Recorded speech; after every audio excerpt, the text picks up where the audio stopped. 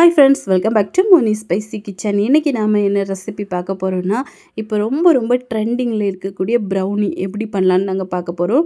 இது பெர்ஃபெக்ட்டா நம்ம ரொம்ப சிம்பிளா அதே சமயம் ரொம்ப ஈஸியா பண்ணி முடிச்சிடலாம். இதோட டேஸ்ட்னு பார்த்தீங்கன்னா ரொம்பவே ஃபட்ஜியா சூப்பரா இருக்கும். ரொம்ப டேஸ்டா இருக்கும். நம்ம சாப்பிட்டோம் அப்படினா திரும்ப சாப்பிடணும்னு தோணும். கடைகள்ல எல்லாம் ரொம்ப அதிக காஸ்ட்லி விலை கொடுத்து நம்ம வாங்கணும். ஆனா வீட்ல ரொம்ப சிம்பிளா நம்ம பண்ணலாம். குறைவான இன்கிரிடியன்ட்ஸ் வச்சு. சரி வாங்க இது எப்படி பண்ணலாம் அப்படிங்கிறத இப்போ டீட்டெயிலாக பார்த்துடலாம். அதுக்கு முன்னாடி நம்ம சேனலுக்கு இப்போ தான் ஃபஸ்ட் டைம் வரீங்கன்னா மறக்காமல் சப்ஸ்கிரைப் பண்ணிடுங்க. அப்படியே கூட இருக்கக்கூடிய பெல் பட்டனையும் ப்ரெஸ் பண்ணிக்கோங்க.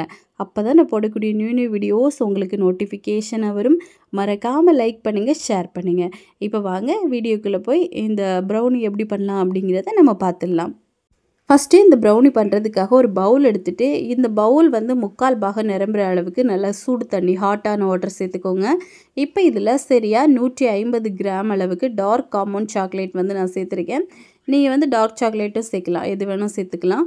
இப்போ இது கூடவே 100 கிராம் அளவுக்கு பட்டர். இந்த பட்டரை வந்து நான் லேசாக உருக்கிட்டு சேர்த்துருக்கேன். நீங்கள் பட்டருக்கு பதிலாக நெய் ஆட் பண்ணிக்கலாம், ஆயில் கூட சேர்க்கலாம். ஆனால் ஆயில் எல்லாம் நம்ம சேர்த்தோம் அப்படின்னா அதோட டேஸ்ட்டும் அந்த ஃப்ளேவரும் வந்து நம்மளுக்கு டிஃப்ரெண்ட் ஆயிரும். நம்ம பட்டரில் பண்ணோம் அப்படின்னா பர்ஃபெக்டாக கடைகளில் கிடைக்கக்கூடிய அந்த ஒரு டேஸ்ட் நம்மளுக்கு கிடைக்கும்.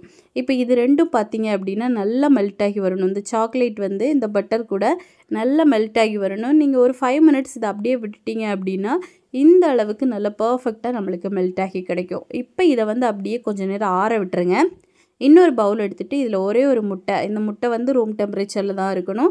இது கூடவே 1/2 கப் அளவுக்கு சுகர். நீங்கள் இந்த வெள்ளை சர்க்கரைக்கு பதிலாக நாட்டு சர்க்கரை, ப்ரௌன் சுகர் எது வேணால் போட்டுக்கலாம். ஆனால் ப்ரௌன் சுகரில் தான் நார்மலாக பண்ணுறாங்க. அதாவது ரேஷியோ வந்து பாதி half sugar half brown sugar add பண்ணுறாங்க. நம்ம வந்து நார்மலாக சுகர் தான் போட்டிருக்கோம். இப்போ போட்டுட்டு இதை கொஞ்சம் நேரம் நல்லா வந்து பீட் பண்ணி எடுங்க. கொஞ்சம் இந்த முட்டையில் இந்த சர்க்கரை வந்து நல்லா உருகி வரட்டும். கொஞ்சம் உருகி வந்ததுக்கப்புறமா நம்ம ஆல்ரெடி ஆற வச்சு வச்சுருக்கோம்ல அந்த சாக்லேட்டும் பட்டரும் போட்டு அதை வந்து இதுக்குள்ளே நம்ம எல்லாத்தையுமே ஊற்றிடலாம். இப்போ எல்லாத்தையுமே இதுக்குள்ளே விட்டுருங்க. பாருங்கள் பார்க்கவே எவ்வளோ சூப்பராக இருக்குன்னு. நம்ம சாக்லேட் எல்லாம் போட்டு இந்த ப்ரௌனி பண்ணுறதுனால இதோட டேஸ்ட் பார்த்தீங்க அப்படின்னா ரொம்ப யம்மியாக இருக்கும். இப்போ இதையும் ரெண்டுத்தையும் சேர்த்து நல்லா மிக்ஸ் பண்ணோம் அப்படின்னா இது லேசாக ஒரு கெட்டியான பக்குவத்துக்கு வரும். இப்போ இந்த மாதிரி நல்லா மிக்ஸ் பண்ணி எடுத்துக்கோங்க. இனிமேல் இதில் மைதா மாவு சேர்த்துடலாம். சரியா 1 கப் அளவுக்கு மைதா மாவு, 1/2 கப் அளவுக்கு கொக்கோ பவுடர் நம்ம சேர்க்கணும். நீங்கள் சளிச்சிட்டும் போட்டுக்கலாம். இப்போது இதுதான் கரெக்டான ரேஷியோ. 1 கப்பு மைதா மாவுக்கு 1/2 கப்பு கொக்கோ பவுடர். மைதா மாவு உங்களுக்கு பிடிக்கலை அப்படின்னா கோதுமை மாவு கூட நீங்கள் இதுக்கு பதிலாக யூஸ் பண்ணிக்கலாம். இப்போ போட்டுட்டு நல்லா வந்து மிக்ஸ் பண்ணி எடுங்க. பேட்டரோட கன்சிஸ்டன்சி பாருங்கள் இப்படி தான் இருக்கணும். ஒருவேளை உங்களுக்கு நல்ல கெட்டியாக இருக்குது அப்படின்னா கொஞ்சமாக பால் வந்து நீங்கள் விட்டு இதை வந்து நல்லா கரைச்சி எடுத்தீங்க அப்படின்னா இந்த பக்குவத்துக்கு வரும். ஒருவேளை உங்களுக்கு நல்ல லிக்விடாக இருக்குது அப்படின்னா கொஞ்சமாக மைதா மாவு போட்டுக்கோங்க. இப்போ பேட்டரோட கன்சிஸ்டன்சி இப்படி தான் இருக்கணும். நான் இன்றைக்கி வந்து 7 இன்ச் இருக்கக்கூடிய டின் எடுத்திருக்கேன். இதில் வந்து இப்போ நம்ம பேட்டர் எல்லாத்தையுமே உள்ளே விட்டுடலாம்.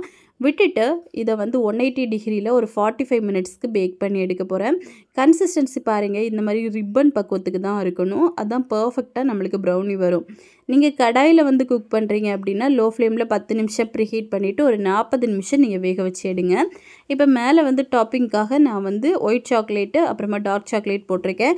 நீங்கள் உங்களுக்கு பிடிச்ச நட்ஸு போட்டுக்கலாம், இல்லை அப்படின்னா சாக்கோ சிப்ஸு போட்டுக்கலாம். உங்களுக்கு தேவையான எந்த ஒரு நட்ஸோ ட்ரை கிரேப்ஸோ இல்லை ட்ரை ஃப்ரூட்ஸோ சாக்லேட்ஸோ எது வேணால் நீங்கள் வந்து போட்டுக்கலாம். இப்போ போட்டுட்டு நம்ம இதை குக் பண்ணிடலாம். நான் ஓடிஜியில் சொன்ன மாதிரி 180 டிகிரியில் ஒரு 45 மினிட்ஸ்க்கு இப்போ பேக் பண்ணி எடுக்க போகிறேன்.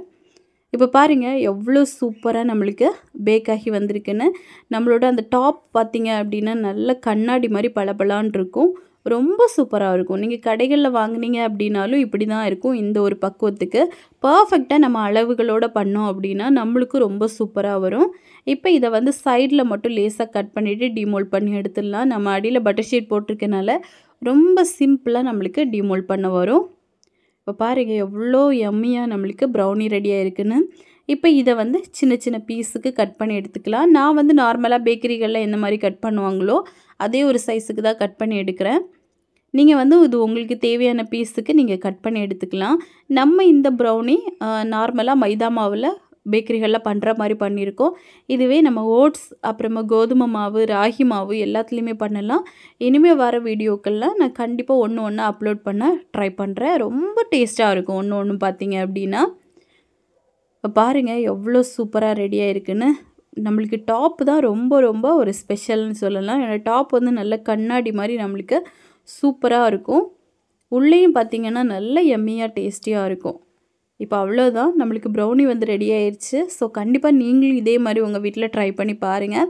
ட்ரை பண்ணி பார்த்துட்டு எப்படி வந்துச்சுன்னு மறக்காமல் கமெண்ட் பண்ணுங்கள். இதே மாதிரி இன்னும் நிறைய ரெசிபிஸ் வேணும்னு நினச்சிங்கன்னா மோனி ஸ்பைசி கிச்சன் சேனலை சப்ஸ்கிரைப் பண்ணி வச்சுக்கோங்க. லைக் பண்ணுங்கள், ஷேர் பண்ணுங்கள். நெக்ஸ்ட் இன்னொரு வீடியோவில் உங்களை சந்திக்கும் வரை டேக் கேர், பாய்.